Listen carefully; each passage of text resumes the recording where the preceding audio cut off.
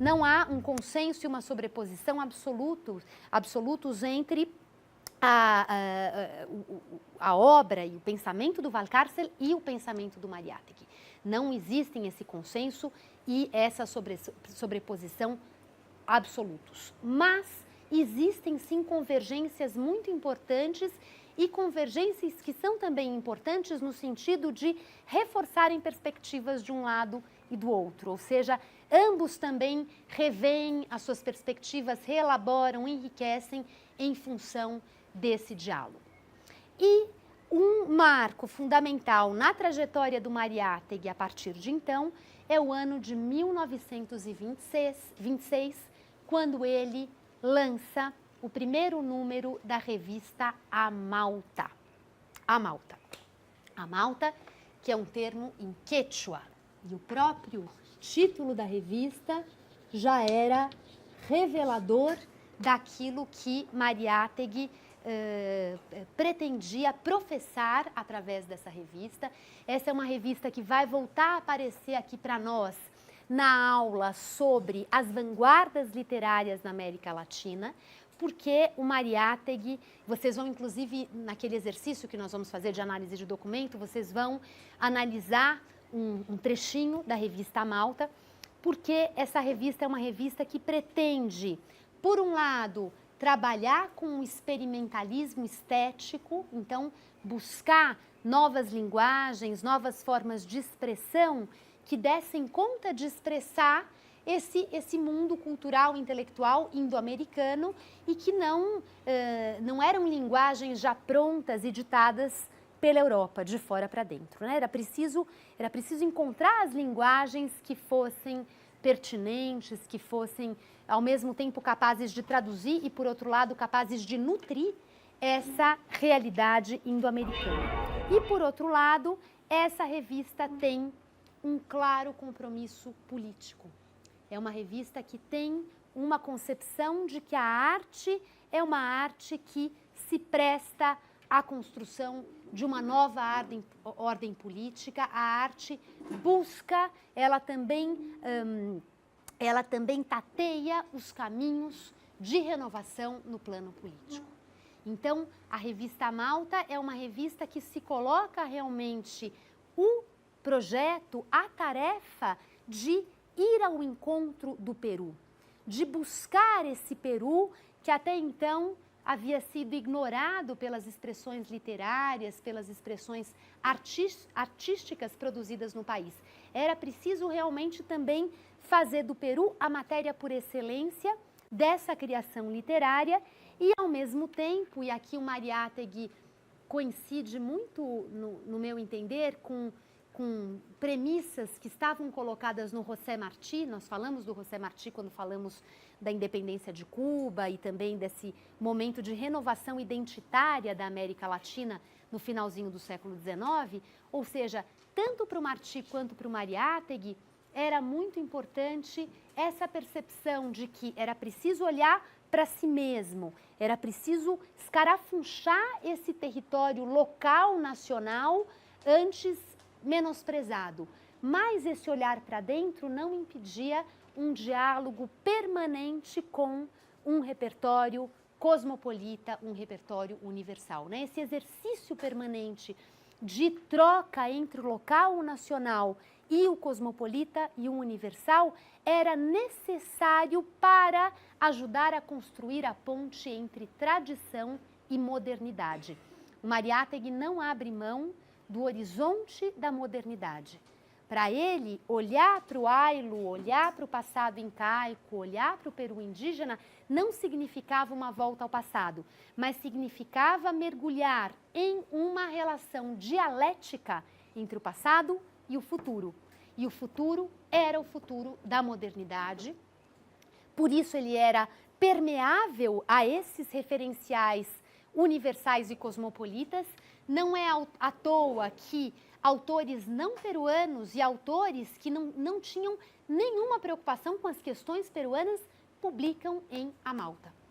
Mariátegui dialoga muito, por exemplo, com os escritores argentinos de vanguarda desse mesmo período dos anos 20. né? Voltaremos a esse assunto mais adiante. Então, as páginas de Amalta são abertas a outras tendências, são abertas a outras correntes literárias e estéticas. E, por outro lado, o Mariátegui acredita que toda essa abertura e toda essa efervescência deveria ter sempre um foco, um compromisso, um objetivo, que era o de aproveitar tudo isso para essa peruanização do Peru e essa renovação do Peru que se faria com base na dialética entre tradição e modernidade. No ano de 1928, então 26 foi a criação de Amalta, né? A revista começa a ser publicada e tem grande repercussão em toda a América Espanhola. Ela se torna uma revista de grande prestígio, por isso autores não peruanos querem publicar em Amalta. Realmente ela rapidamente conquista o respeito desse mundo letrado hispano-americano e, ao mesmo tempo, Mariátegui vai atuando em outras frentes. Então, no ano de 1928, também por gestões e percursos que eu não vou descrever aqui, ele cria o Partido Socialista no Peru, um partido socialista que advogava essa concepção de um socialismo não ortodoxo, de um socialismo justamente que pudesse se prestar a essa criação de um pensamento próprio e adequado à realidade peruana, e não algo que viesse engessado de fora para dentro.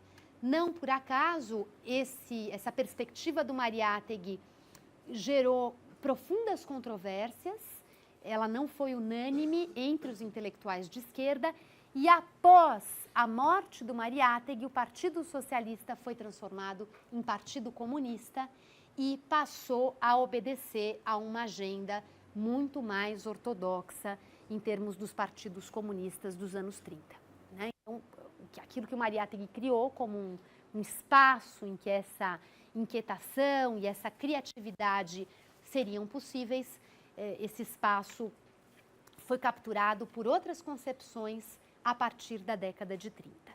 E, em linhas aqui muito rápidas, em termos políticos, o que imaginava o Mariátegui nessa questão que nos reporta ao tema do indigenismo, do lugar do índio no Peru.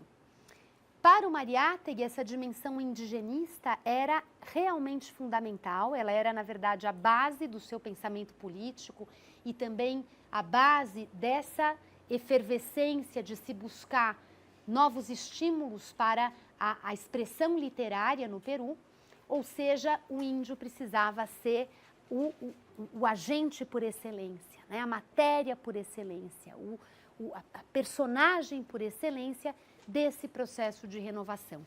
E essa renovação iria se ancorar justamente nessa imagem do Ayllu, da comunidade pré-hispânica, de uma comunidade que tinha uma tradição de posse coletiva da terra, de uma comunidade que tinha uma tradição de ajuda mútua, de partilha, enfim, de um espírito de compartilhamento dos bens materiais, inclusive, que, portanto, se contrapunha à noção de propriedade privada.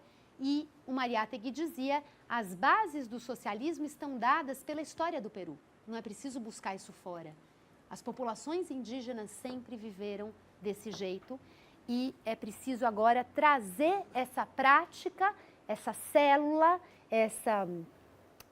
esse cerne da história peruana que está realmente localizada sobre os índios, porque eles são a maioria, porque eles são o verdadeiro Peru. É a partir daqui que um projeto de um socialismo moderno, futuro, que vai englobar outras dimensões do país, poderia se construir.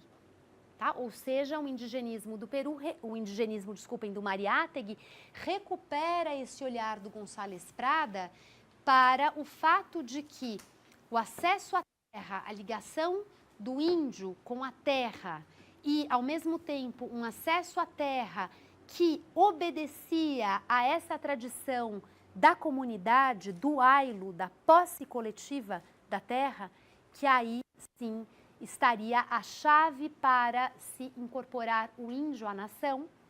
E, mais do que isso, no caso do Mariátegui, aí estaria a chave para se repensar toda a nação, né? Quer dizer, a partir desse pulsar do ailo da comunidade indígena, a tradição ofereceria as chaves para a construção de um Peru moderno. Então, realmente, com o Mariátegui, essa perspectiva encontra o seu viés mais radical, mais valorizador do índio como sujeito da história peruana. Vou aproveitar que falei do Mariátegui para fazer o contraponto, que eu também não vou desenvolver aqui, mas que é um contraponto importante para esse tema, entre o Mariátegui e o Aya de la Torre, Víctor Raul Aya de la Torre. Aya de la Torre foi o criador no Peru, no ano de 1924, da APRA. A APRA, que depois virou um partido aprista no Peru. Um partido aprista. Aya de la Torre.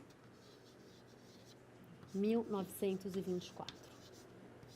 E o Aya de la Torre teve uma trajetória importantíssima na história do Peru do século XX. O APRA existe ainda hoje e chegou à presidência da República em tempos mais recentes, mas o APRA esteve por muitos e muitos anos na clandestinidade no Peru. Depois da queda do Leguia, né, o Leguia governa até 30, o Peru passa um período em que prevalecem os governos militares e esses governos militares procuram acabar com essas forças de questionamento, de projetos de esquerda que haviam realmente ganhado força nos anos 20, e o APRA, que era um partido com muitos adeptos, com muita expressão nos anos 30, é colocado na clandestinidade. Os apristas são perseguidos, são torturados, né? Os apristas chamam esse período dos anos das catacumbas. Tamanha foi a repressão que recaiu sobre o APRA. E a história do APRA segue assim pelas décadas seguintes ainda, o Aya de la Torre sempre tendo que se refugiar, sempre tendo que falar de fora, do exílio, do refúgio numa embaixada em Lima, enfim, uma vida bastante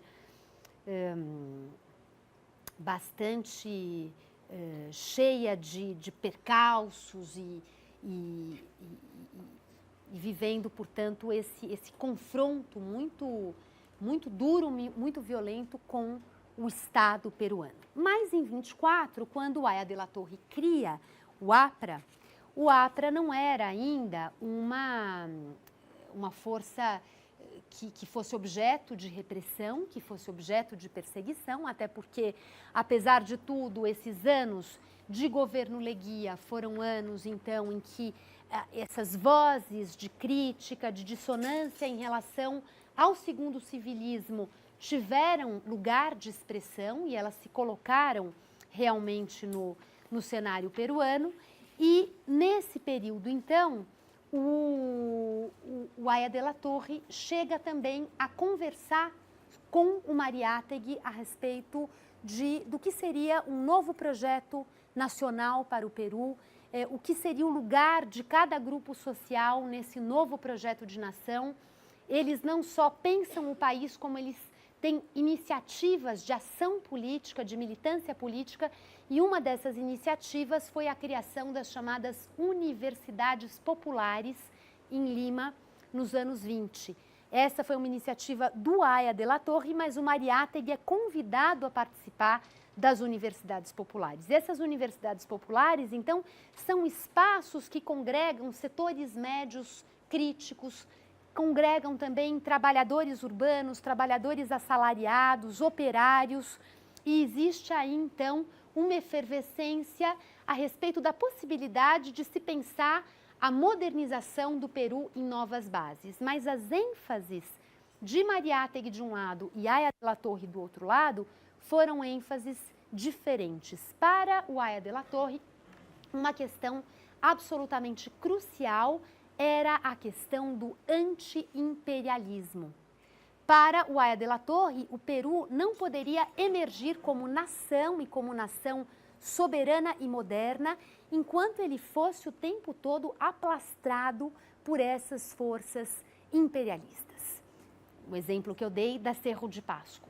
E para o Aya de la Torre, a solução para se confrontar essa presença esmagadora do imperialismo no Peru seria uma aliança de classes. E essa aliança de classes seria liderada pelos setores médios. Então, fariam parte dela outros setores subordinados da sociedade, por exemplo, os trabalhadores urbanos, os trabalhadores assalariados, eles também têm um lugar de destaque no pensamento do Aya de la Torre, mas caberia aos setores médios a direção desse projeto de construção de um Estado que afirmasse a soberania nacional em oposição à presença do capital estrangeiro e de toda a força política do imperialismo no país. Então, o Aya de la Torre e o Mariátegui se encontram, num primeiro momento, em torno desse desejo de renovar o Peru, de atrair para o diálogo esses novos setores sociais que estavam presentes em Lima, mas ainda muito desagregados. As universidades populares são um instrumento importante para isso, mas a divergência ideológica entre eles vai se acirrando até que, já perto da morte do Mariátegui, os dois definitivamente não conversam, eles têm plataformas, lugares e projetos distintos e conflitantes. Tá? Então, voltando rapidamente a outras correntes indigenistas que tiveram lugar, e aí eu quero fechar com o tema do indigenismo como desdobramento para todo o século XX na história do Peru. Bom, o movimento indigenista, como eu disse, ele teve várias correntes, vários momentos em que essas correntes se articularam com maior visibilidade e também horizontes muito variados. Um momento importante de uma dessas correntes se situa ainda no início do século XX, a partir do ano de 1909, quando se cria em Lima uma associação chamada Associação Pró-Indígena. Associação Pró-Indígena. 1909, então, recuando aqui um pouco aos primórdios dessa inquietação que vai se colocando e que vai chamando atenção para o problema do índio como um problema que precisava ser observado e encarado pelos intelectuais peruanos, pelo Estado peruano, pelas elites peruanas e limenhas. Fazem parte dessa associação Dora Mayer, que é quem leu aqui o texto que eu indiquei, do Hugo Achugar, sobre o indigenismo, ela aparece lá, e ao mesmo tempo Pedro Zulem. E ambos estavam ligados à Universidade de San Marcos. A Universidade de San Marcos, em Lima, como vocês sabem, uma universidade que data do século XVI, do período vice-reinal, e que continua bastante atuante no Peru até os dias de hoje. Lá em San Marcos, o Pedro Zulem, a Dora Mayer e a Associação Pró-Indígena assumem um olhar para com esse problema, que era um olhar especialmente humanitário, ou seja, um olhar que, se a gente fosse dividir aqui alguns campos, que estaria mais próximo do tom assumido pelo conto Ave Simido. O problema do índio como um problema humanitário que despertava a sensibilidade, que despertava a solidariedade dessas elites limenhas, e essas elites limenhas, então, se viam como aquelas que pretendiam, de alguma forma, criar canais para proteger esses índios dos abusos a que eles estavam expostos.